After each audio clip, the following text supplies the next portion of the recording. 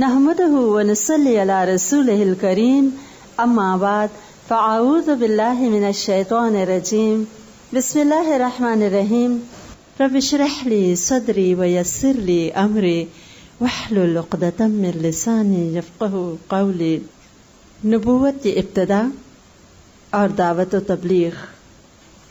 3 برس تک تو رسول اللہ صلی اللہ علیہ وسلم خفیہ طور پہ اپنے انتہائی قریبی لوگوں کے ساتھ دعوت اور تبلیغ کا حق ادا کرتے رہے، اور آپ کی کوششوں سے کچھ لوگ جو بہت باسعادت روحیں تھیں، جن کو یہ اعزاز نصیب ہوا کہ وہ سابقون الاولون کہلائیں، وہ لوگ جو سب سے آگے بڑھے، جنہوں نے سبقت کی ایمان قبول کرنے میں. اور یہ گروہ اگرچہ تعداد میں تھوڑا تھا، چند لوگ تھے، 40 کے قریب لوگ مسلمان ہو گئے تھے، اور ان میں کچھ آپ صلی اللہ علیہ وسلم تھے محنت تھی، اور کچھ ان لوگوں کی جنہوں نے بہت آگے بڑھ کے اسلام قبول کیا تھا، جیسے ابو بکر صدیق رضی اللہ تعالی عنہ کی وجہ سے حضرت عثمان بن مظعون رضی اللہ تعالی عنہ، حضرت ابو عبیدہ بن جراح رضی اللہ تعالی عنہ، حضرت طلحہ رضی اللہ تعالی عنہ وغیرہ، اور کچھ اور دیگر صحابہ کرام جیسے حضرت عبد الرحمن بن عوف رضی اللہ تعالی عنہ جو ان کے دوست تھے. اکثر یہ لوگ تجارت کی وجہ سے آپس میں ان کی بہت زیادہ کلوز فرینڈشپ تھی، اور ابو بکر رضی اللہ تعالی عنہ نے جب ان کے آگے حق پیش کیا تو ان کی حق پرست طبیعتوں نے فوراً لبیک کہا. اسی طرح حضرت عمر رضی اللہ تعالی عنہ کے بہنوئی سعید بن زید رضی اللہ تعالی عنہ نے بھی اسلام فوراً قبول کیا، کیونکہ ان کے باپ زید کے بارے میں آتا ہے کہ جب قریش کا بگاڑ انتہا پہ تھا تو 4 لوگ اس وقت بھی مکہ میں ایسے تھے جو اپنے معاشرے کی ان تمام خرابیوں سے بیزار تھے، اور انہوں نے اکٹھے ہو کے یہ عہد کیا تھا کہ ہم دین ابراہیم پہ ہیں اور حنیف ہیں، اور ہم یہ سب نہیں کریں گے، جو یہ کرے غلط ہے. اور زید کے بارے میں آتا ہے کہ وہ کہتا تھا کہ اللہ مجھے پتہ چل جائے کہ تجھے کس طرح پسند ہے کہ میں تیری عبادت کروں تو میں اس طرح کروں جیسے کہ تجھے پسند ہے. ان میں ورقہ بن نوفل بھی شامل تھے جو بعد میں پھر عیسائی راہب بن گئے تھے.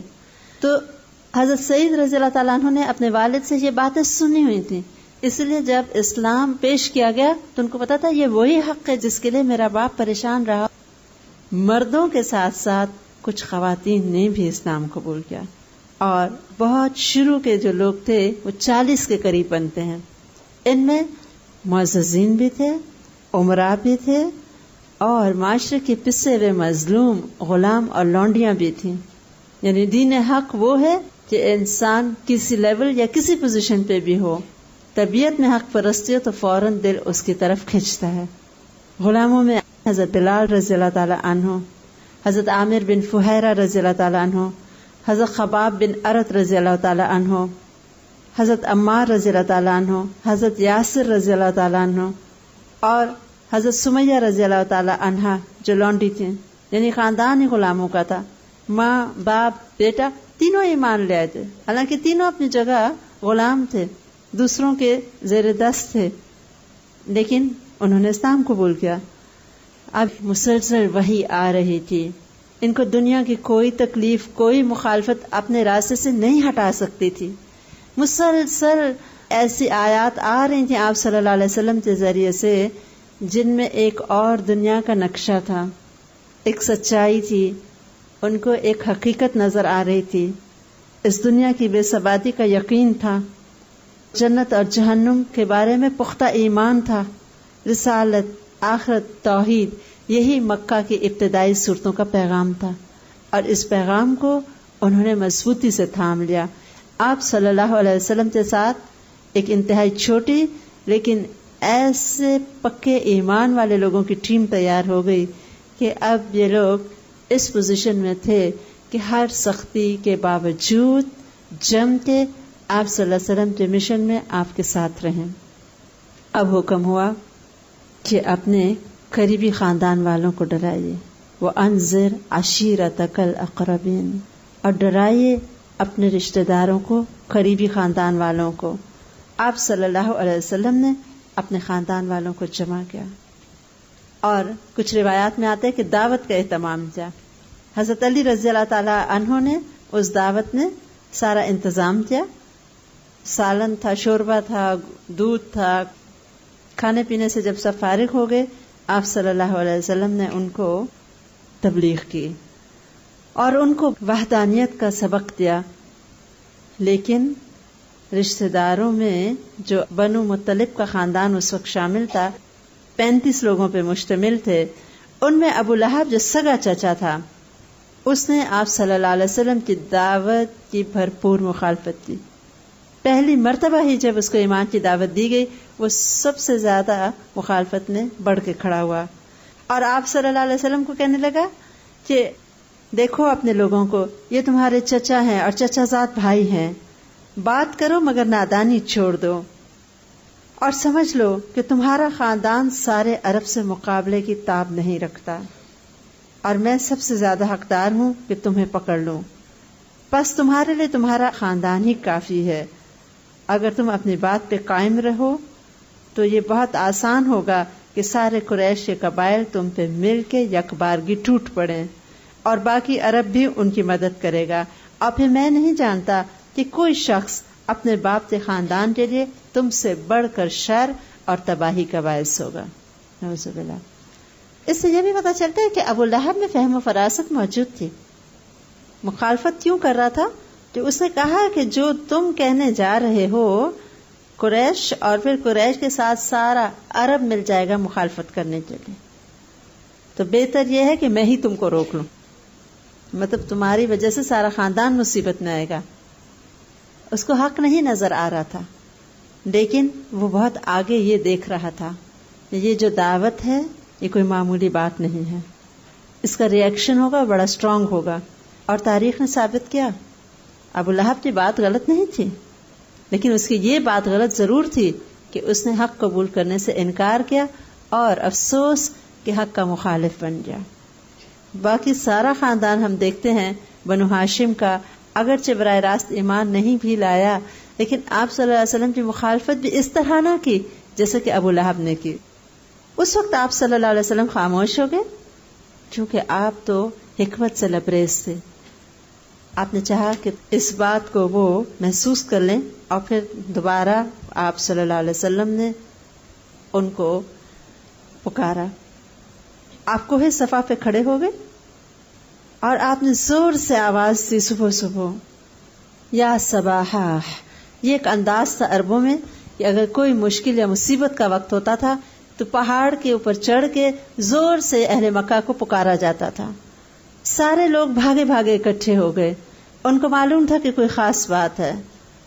آپ صلی اللہ علیہ وسلم نے جب دیکھا خاندان قریش جمع ہو گئے، آپ نے فرمایا اے جماعت قریش اپنے آپ کو جہنم سے بچاؤ، اے بنی کعب اپنے آپ کو جہنم سے بچاؤ، اے محمد صلی اللہ علیہ وسلم کی بیٹی فاطمہ اپنے آپ کو جہنم سے بچاؤ، کیونکہ میں تمہیں اللہ کی گرفت سے بچانے کا کوئی اختیار نہیں رکھتا. البتہ تم لوگوں سے نسبت اور قرابت کے تعلقات ہیں، میں انہیں باقی رکھنے کی کوشش کروں گا. مطلب آپ نے کلیئرلی ڈے 1 سے بتا دیا اپنے قبیلے کو بھی کہ میں کچھ نہیں کام آ سکتا، میرے ساتھ رشتہ ہونا تمہیں آخرت میں کوئی فائدہ نہیں دے گا، تمہارا اپنا عقیدہ، تمہارے اعمال یہ تمہارے ساتھ جائیں گے. اور ایک اور روایت میں آتا ہے کہ آپ صلی اللہ علیہ وسلم نے اپنی پھوپھی صفیہ کو بھی کہا تھا اے صفیہ اپنے آپ کو جہنم سے بچاؤ. پھر آپ نے سب لوگوں کو جو جمع ہو چکے تھے ان کو کہا کہ اگر میں تمہیں کہوں کہ اس پہاڑ کے پیچھے ایک لشکر کھڑا ہے اور تم پہ جنگ کر کے تم لوگوں کو ختم کرنا چاہتا ہے تو کیا تم لوگ مجھے سچا مانو گے؟ انہوں نے کہا ہاں، کیونکہ ہم نے آپ کو ہمیشہ سچا ہی پایا، ہم آپ کی بات مانیں گے. تب آپ صلی اللہ علیہ وسلم نے فرمایا اچھا میں تمہیں ایک سخت عذاب سے خبردار کرنے کے لیے بھیجا گیا ہوں. اس پہ ابو لہب نے آپ صلی اللہ علیہ وسلم سے بہت بدتمیزی کی، آپ کو بہت برا بھلا کہا اور کہنے لگا کہ اس کے لیے تم نے ہمارا وقت ضائع کیا ہے، اور اس طرح کی فضول باتیں کرتا ہوا واپس چلا گیا.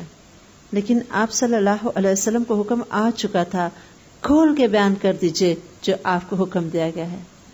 اب اس مخالفت کی آپ کو کوئی پرواہ نہیں تھی، آپ کا ایک ہی مشن تھا اور وہ تو اللہ تعالیٰ کا حکم ماننا، پوری انسانیت کی فلاح کے لیے تمام انسانیت کو راہ راست پہ لانا۔ مشرکین ناراض تھے، پریشان تھے، اگرچہ ابتدا میں ان کو تھوڑی تھوڑی خبریں مل رہی تھیں خفیہ تبلیغ کے دوران کہ ایسے آپ صلی اللہ علیہ وسلم کی ایک دعوت ہے، لیکن انہوں نے ابتدا میں اس پہ کوئی توجہ نہ دی۔ اب جب آپ صلی اللہ علیہ وسلم نے اس حکم کے بعد کھلم کھلا تبلیغ شروع کی، ان کو شرک سے متنبہ کیا، شرک کے انجام سے آگاہ کیا، تو اب قریش چونک اٹھے۔ اب انہیں پتہ چل گیا کہ یہ دعوت کوئی معمولی دعوت نہیں ہے۔ اس دعوت سے سب سے زیادہ قریش کے مفاد کو زد پڑتی تھی۔ مذہب کے نام پہ ان کی ایک اجارہ داری تھی۔ مکہ کی چھوٹی سی ریاست کے مختلف جو منصب تھے وہ ان کے مختلف قبائل میں بٹے ہوئے تھے۔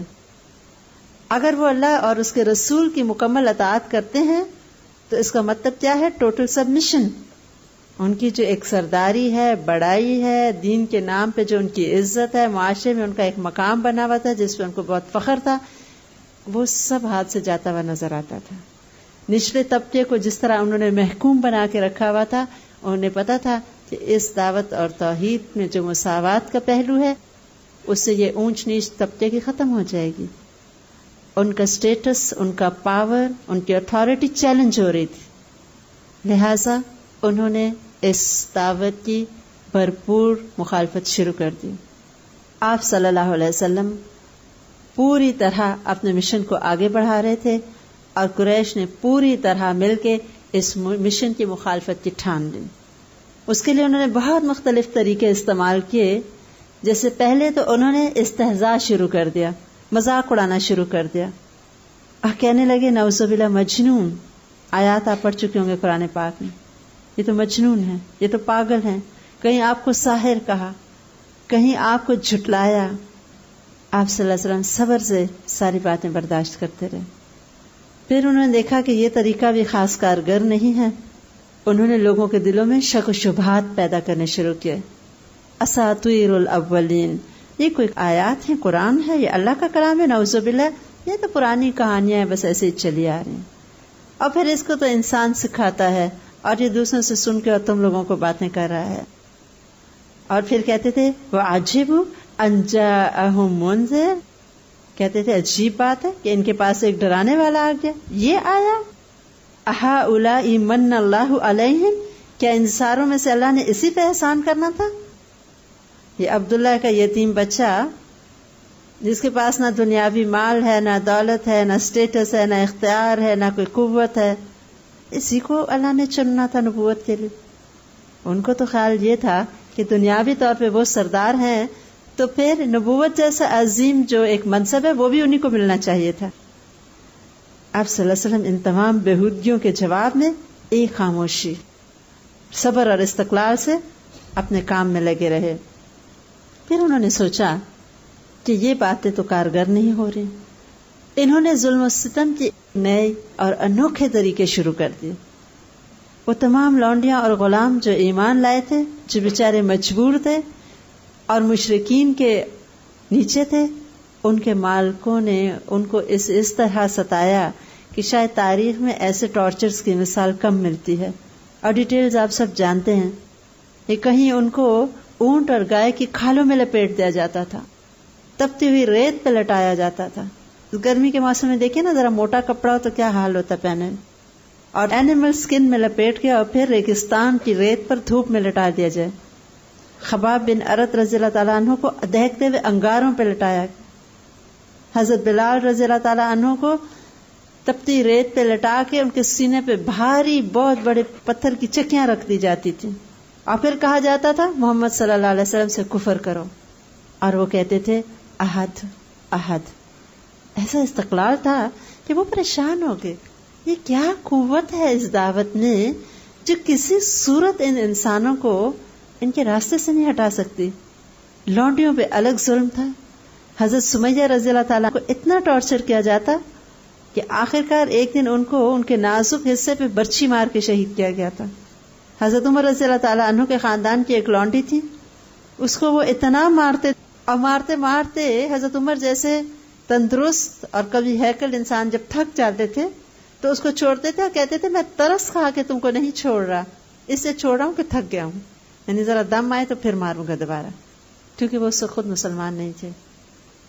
ایسے بے شمار واقعات ہیں جو کہ پڑھ کے انسان حیران ہوتا ہے کہ واقعی وہ کیا ایمان تھا، پہاڑوں سے بھی زیادہ مضبوط. ان الذین قالوا ربنا اللہ ثم استقاموا، کہ وہ لوگ تھے جب کہتے تھے کہ اللہ ہمارا رب ہے پھر اس پہ جم جاتے تھے. یہ ہوتا ہے استقامت. اور آپ صلی اللہ علیہ وسلم جب یہ ظلم و ستم کا مشاہدہ آنکھوں سے کرتے تھے آپ کی آنکھوں میں آنسو آ جاتے تھے. ایسے میں ابو بکر صدیق رضی اللہ تعالیٰ عنہ نے اپنا سارا مال لونڈیوں اور غلاموں کو آزاد کرنے میں لگا دیا. اسلام ایک بلیسنگ بن کے آیا تھا ان سب کے لیے، اگرچہ بظاہر لگتا تھا وہ بہت ٹارچر میں، لیکن اس کی وجہ سے ہی مسلمانوں کے دلوں پہ چوٹ لگی اور غلامی سے وہ آزاد انسان بن گئے. ابو بکر رضی اللہ تعالیٰ عنہ کے ان کے والد نے کہا کہ ابو بکر میں دیکھ رہا ہوں کہ تم اپنی ساری دولت یہ معاشرے کے کمزور لوگوں پہ خرچ کر کے ختم کر رہے ہو. اگر تم نے آزاد ہی کرنا ہے تو کوئی مضبوط قسم کے غلاموں کو آزاد کرو تاکہ کل کو تمہارے کام آ سکیں. تو انہوں نے کہا تھا کہ ابا جان یہ کام میں صرف اللہ کی خوشی کے لیے کر رہا ہوں، یعنی مجھے کوئی اپنا فائدہ مطلوب نہیں. اس طرح حضرت عامر بن فہیرہ رضی اللہ تعالیٰ عنہ، حضرت بلال رضی اللہ تعالیٰ عنہ اور کئی دیگر لونڈیوں اور غلاموں کو اسلام کی بدولت آزادی نصیب ہو گئی. آپ صلی اللہ علیہ وسلم کے گرد یہ لوگ پروانوں کی طرح اکٹھے ہو گئے. امیروں میں حضرت مصعب بن عمیر رضی اللہ تعالیٰ عنہ تھے، مکہ کے امیر ترین خاتون کے بیٹے تھے. ہمیشہ امپورٹڈ لباس اور سب سے مہنگی خوشبو ان کی والدہ منگا کے ان کو دیا کرتی تھی. ایسا لاڈلا بیٹا ناز و نعم میں پلا ہوا، اور جب وہ اسلام لے آئے تو والدہ ہی اتنی مخالف ہوئی، اتنا والدہ نے ان کے اوپر سختی کی، کھانا پینا بند کر دیا، باندھ دیا، اور کہتے ہیں کہ ان کی جلد اس طرح جسم سے جدا ہو گئی تھی جیسے سانپ کی کچلی اتر جاتی ہے. حضرت عثمان بن عفان رضی اللہ تعالیٰ عنہ جو خاندان بنو امیہ کے انتہائی امیر تاجر تھے، ان کے اپنے چچا نے ان کو چٹائی میں لپیٹ کے نیچے سے دھواں دینا شروع کر دیا تھا، اسلام کو چھوڑ دو. پھر اسلام نہیں چھوڑا انہوں نے. اور ادھر آپ صلی اللہ علیہ وسلم کو بھی کفار مکہ نے سپیر نہ کیا، گالیاں، اذیت ناک باتیں. آپ کے گھر میں کھانا پکتا تو خاندان عبد مناف ہر طرح سے تنگ کرنے کا سوچتے، اور آپ کے پکتے کھانے میں اوپر سے گھر قریب تھے تو کہا جاتا گندگی پھینک دیتے تھے. آپ صلی اللہ علیہ وسلم صرف وہ گند اٹھا کے کسی چیز سے باہر ڈال دیتے اور صرف اتنا کھڑے ہو کے دروازے کے باہر کہتے کہ اے خاندان عبد مناف یہ کیسی ہمسائیگی ہے، یعنی میرے ہی رشتہ دار ہو اور ہمسائے بھی ہو اور یہ کیا کر رہے ہو. لیکن یہ ایک جملہ، یہ کیسی ہمسائیگی ہے. حضرت خدیجہ رضی اللہ تعالی عنہا صبر کا پیکر، اف نہیں کرتی. اور پھر آپ صلی اللہ علیہ وسلم جب خانہ کعبہ میں جاتے وہاں قرآن پڑھتے تو قریش کے دل پہ چوٹ پڑتی تھی، کیونکہ قرآن پاک میں ایک اپنا اثر تھا، لوگوں کے دل کھنچتے تھے. انہیں سمجھ نہیں آتی تھی کس طرح آپ صلی اللہ علیہ وسلم کا منہ بند کر دیں، اس دعوت کو روک دیں. آخر انہوں نے آپ کو فزیکلی بھی ستانا شروع کر دیا. ایک مرتبہ آپ صلی اللہ علیہ وسلم حالت سجدہ میں تھے، اونٹ کی اوجڑی لا کے انہوں نے آپ کے اوپر ڈال دی، اور وہ اتنی وزنی تھی اور گندگی سے بھری تھی آپ صلی اللہ علیہ وسلم سر نہیں اٹھا پا رہے تھے. اور عبداللہ بن مسعود رضی اللہ تعالیٰ عنہ روایت کرتے ہیں کہ میں اس وقت بے بس تھا، مسلمان ہو چکے تھے وہ تو شروع میں چرواہے تھے بیچارے. وہ کہتے تھے میرے میں جرت نہیں تھی کہ ان سرداروں کو میں کچھ کہہ سکتا. اور آپ صلی اللہ علیہ وسلم پر سے جب وہ ہٹایا گیا اور آپ اٹھے تو آپ نے ان لوگوں کو بدوا دی تھی. اور وہ فرماتے ہیں کہ میں نے دیکھا کہ وہ سب ساتھوں کے ساتھوں بدر کے دن مقتول ہو کے بدر کے کنویں میں پڑے دیتے. پھر ابو لہب نے آپ کو ٹارچر کرنے کا ایک اور طریقہ ایجاد کیا. آپ صلی اللہ علیہ وسلم کی 2 بیٹیوں کا نکاح ابو لہب کے 2 بیٹوں سے ہوا تھا. اس نے اپنے بیٹوں پہ دباؤ ڈالا، اگرچہ رخصتی ابھی نہیں ہوئی تھی، اور دونوں آپ صلی اللہ علیہ وسلم کی بیٹیوں کو گھر بیٹھے ہی طلاق بھجوا دی گئی. ابو لہب کی بیوی ام جمیل آپ صلی اللہ علیہ وسلم کی بدترین دشمن تھی. تبت یدا ابی لہب و تب جب نازل ہوئی تو غصے سے تلملا اٹھی اور ایک بہت بھاری پتھر اٹھائے آپ صلی اللہ علیہ وسلم کو مارنے کے لیے خانہ کعبہ چلی آئی ڈھونڈتے ڈھونڈتے. وہاں آپ صلی اللہ علیہ وسلم حضرت ابوبکر صدیق رضی اللہ تعالیٰ عنہ کے ہمراہ بیٹھے تھے. کہنے لگے ابوبکر تمہارا ساتھی کہاں ہے؟ وہ خاموش رہے. وہ فرماتے تھے میرے ساتھ بیٹھے تھے آپ صلی اللہ علیہ وسلم، لیکن اس کو دکھائی نہیں دے رہے تھے. کہتی ہے مجھے معلوم ہوا ہے وہ ہمارے خلاف بولتا ہے، اللہ کی قسم اگر میں نے اسے پا لیا تو یہ پتھر اس کے منہ پہ دے ماروں گی. اور دیکھو خدا کی قسم میں بھی شاعرہ ہوں، میرا شعر سنو. اور پھر شعر پڑا مزممن اسوینا، یعنی نعوذ باللہ وہ جو مزمم ہے، یعنی محمد صلی اللہ علیہ وسلم کا نام بگاڑ کے مذموم سے مزمم کہا. اسوینا ہم نے اس کی نافرمانی کر دی. وَأَمْرَهُ ابینا اور ہم نے اس کے حکم کا انکار کیا. وَدِينَهُ کھلینا اور اس کے دین کو ہم نے ناپسند کیا.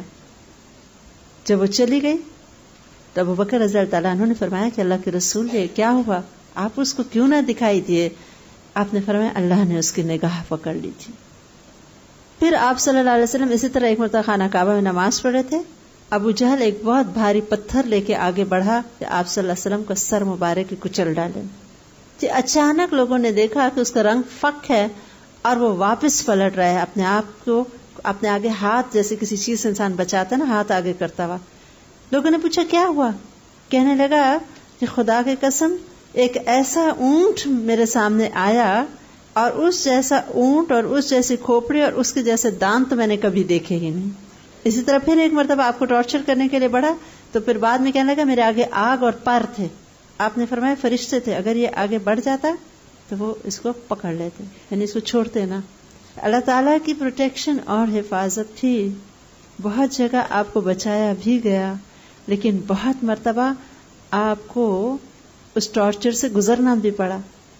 اور یہ ہمارے لیے ایک نصیحت ہے کہ دین کے کام میں آپ صلی اللہ علیہ وسلم نے فزیکلی بھی کتنی مصیبتیں اٹھائیں. ایک مرتبہ آپ صلی اللہ علیہ وسلم خانہ کعبہ میں تھے تو سارے لوگوں نے اکٹھا مل کے آپ پہ حملہ کرنے کی کوشش کی. ایسے میں حضرت عائشہ رضی اللہ تعالی عنہا کی روایت ہے، ابوبکر صدیق رضی اللہ تعالی عنہ آگے بڑھے اور لوگوں کو مارتے جاتے، آپ صلی اللہ علیہ وسلم کو بچاتے جاتے اور سب کی مار خود کھاتے رہے اور روتے تھے اور کہتے تھے اتقتلون رجلا، ایک شخص کو صرف اس لیے تم لوگ مارنا چاہتے ہو کہ وہ کہتا ہے کہ اللہ ایک ہے، میرا رب وہ ہے، اور اس کے پاس روشن نشانیاں بھی ہیں، یعنی واضح ثبوت ہے جو قرآن آپ کی طرف ریویل ہو رہا تھا. تم لوگ صرف اس لیے مارتے اس کو. آپ صلی اللہ علیہ وسلم کو چھوڑ کے وہ سب ابوبکر رضی اللہ تعالی عنہ کو مارنے لگے. اور ایک شخص کے بارے میں آتا ہے کہ اس کی جوتی کے پیچھے جیسے میخیں لگی تھیں، وہ اس سے ان کے منہ اور سر پہ مارنے لگا. اور اتنا ان کو مارا گیا وہ بے ہوش ہو کے گر پڑے کہ ان کو چادر میں لپیٹ کے گھر لایا گیا. اتنے شدید زخمی تھے کہ اٹھایا بھی نہیں جا سکتا تھا ان کو. اور ان کے گھر والے کہتے تھے کہ ہم سمجھے کہ اب یہ زندہ نہیں بچیں گے. حضرت عائشہ رضی اللہ تعالیٰ عنہ فرماتی ہیں کہ جہاں ان کے سر کے بالوں کو ہاتھ لگاتے تھے تو وہ بال ہمارے ہاتھوں میں آ جاتے تھے. اور ان کے قبیلے کے لوگ سارے پاس بیٹھ گئے کہ اب شاید یہ ختم ہوتے ہیں. بہت دیر بعد آپ کو ہوش آئی تو انہوں نے ان کی بیوی کو کہا کہ ان کو کوئی دودھ وغیرہ لا کے پلاؤ. تو انہوں نے کہا کہ خدا کی قسم نہ میں کچھ کھاؤں گا نہ پیوں گا جب تک کہ تم مجھے یہ نہیں بتاتے کہ محمد صلی اللہ علیہ وسلم ٹھیک ہیں کہ نہیں. اس پہ قبیلے والے بہت ناراض ہوئے اور بہت برا بھلا کہا کہ جس کی وجہ سے تم اس حال پہ پہنچ گئے اب بھی اس کا پیچھا نہیں چھوڑتے. انہوں نے کہا نہیں. جب سب چلے گئے گھر والوں کو کہا مجھے ان کے پاس لے چلو، پہلے انہیں دیکھوں گا، اگر وہ ٹھیک ہیں تو پھر میں کچھ کھاؤں گا پیوں گا. اور آپ صلی اللہ علیہ وسلم اس وقت دار ارقم میں تشریف فرما تھے. آپ نے جب ابوبکر رضی اللہ تعالیٰ عنہ کو دیکھا اور حالت، آپ صلی اللہ علیہ وسلم رو پڑے تھے اور آگے بڑھ کے ابوبکر صدیق رضی اللہ تعالیٰ عنہ کی پیشانی کو چوم لیا تھا. بچپن کے ساتھی بھی تھے نا، دوست بھی تھے، اور پھر دین کا بھی ایک اخوت کا رشتہ بھی تھا. اور اس کے علاوہ بھی ابو لہب نے اور ابو جہل نے اور کچھ اور سرداروں نے کوئی طریقہ نہ چھوڑا. طارق بن عبداللہ محاربی کہتے ہیں میں ایک مرتبہ مکہ کسی میلے میں آیا کسی اپنے خرید و فروخت کے سلسلے میں. مجھے نہیں پتا تھا اس وقت مکہ میں کیا ہو رہا ہے. اچانک میلے میں نے دیکھا کہ ایک شخص جو خوبصورت ہے لیکن جوانی کی عمر سے نکل چکا ہے، وہ آگے آگے جا رہا ہے اور لوگوں کو کہہ رہا ہے یا ایھا الناس قولوا لا الہ الا اللہ تفلحوا، اے لوگوں کہو لا الہ الا اللہ تم فلاح پا جاؤ گے. اور اس کے پیچھے دیکھا کہ ایک زیادہ بڑی عمر کا شخص ہے جو مسلسل ان کو کنکریاں مارتا جا رہا ہے پیچھے سے کہ ان کے پیروں سے خون نکلنے لگا آپ صلی اللہ علیہ وسلم سے, اور کہہ رہا ہے لوگوں اس کی بات کی تصدیق نہ کرنا, نعوذ باللہ یہ جھوٹ بولتا ہے. میں نے لوگوں سے پوچھا کہ معاملہ کیا ہے؟ انہوں نے کہا کہ یہ جو آگے جا رہے ہیں یہ کہتے ہیں کہ میں اللہ کا نبی ہوں, اور جو پیچھے ان کو مارتے جا رہے ہیں اس کا سگا چچا ہے.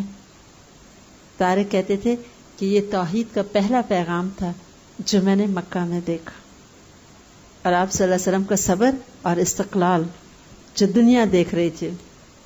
اور آپ کہتے رہے قولوا لا الہ الا اللہ, پیچھے سے کنکر پڑ رہے ہیں, نہ مڑ کے چچا کو کچھ کہہ رہے ہیں, نہ ڈانٹے نہ ناراض, بس اپنے کام سے کام. اور یہ ایک آواز, اس کو اللہ نے میگنیچیوڈ بخشا, ایک کے بعد ایک, ایک کے بعد ایک لوگ آتے چلے گئے.